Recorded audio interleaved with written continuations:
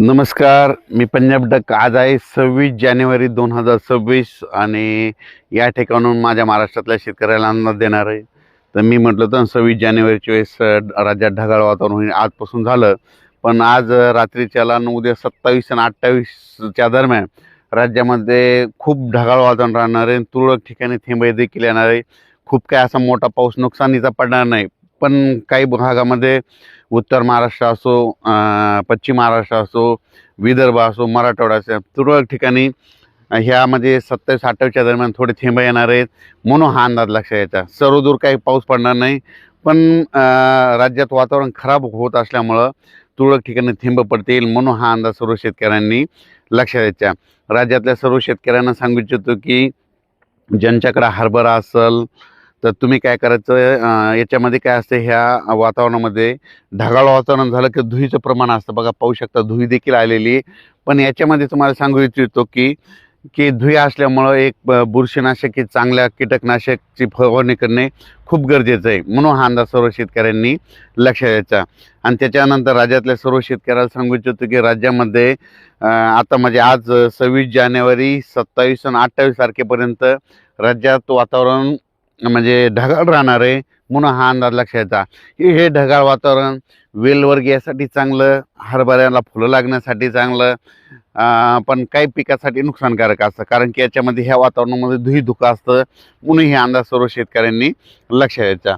त्याच्यानंतर राज्यातल्या म्हणजे पूर्व विदर्भ, पश्चिम विदर्भ, दक्षिण महाराष्ट्र, उत्तर महाराष्ट्र, कोकणपट्टी, सगळीकडं सांगायचं झालं तर म्हणजे 4 दिवस म्हणजे आज 26, 27, 28 आणि 29 पर्यंत असं ढगाळ वातावरण राहणार आहे.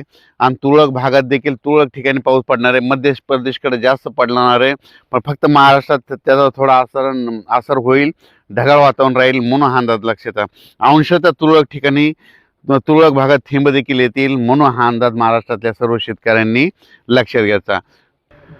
कर्नाटक, निपाणी ह्या भागातल्या जे तंबाखू काढणारे शेतकरी त्यांनी म्हणजे सांगू इच्छितो की तुम्ही 29 तारखेच्या नंतर तंबाखू काढण्यास काही हरकत नाही, कारण की 29च्या नंतर राज्यात परत पुन्हा वातावरण क्लिअर व्हायला सुरुवात होणार आहे म्हणून त्यांनी तंबाखू काढायला हरकत नाही.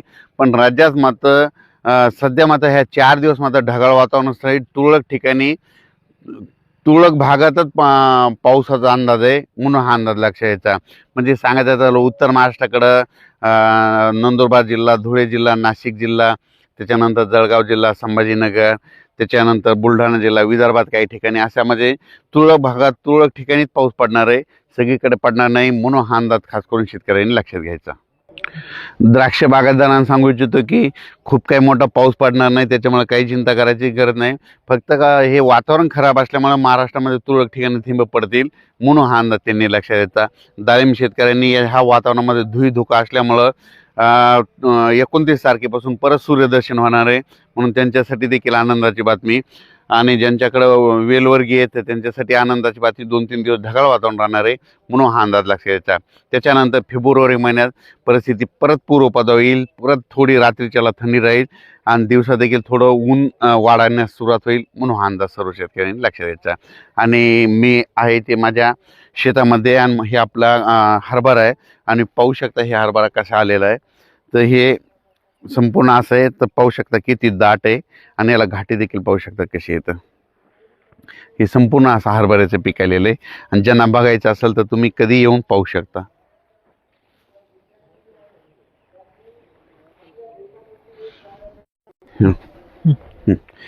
ही आहे इनवेज कंपनीची 81 नंबर. याला अचानक 77 दिवस झाले. बघू शकता की किती दाट आहे आणि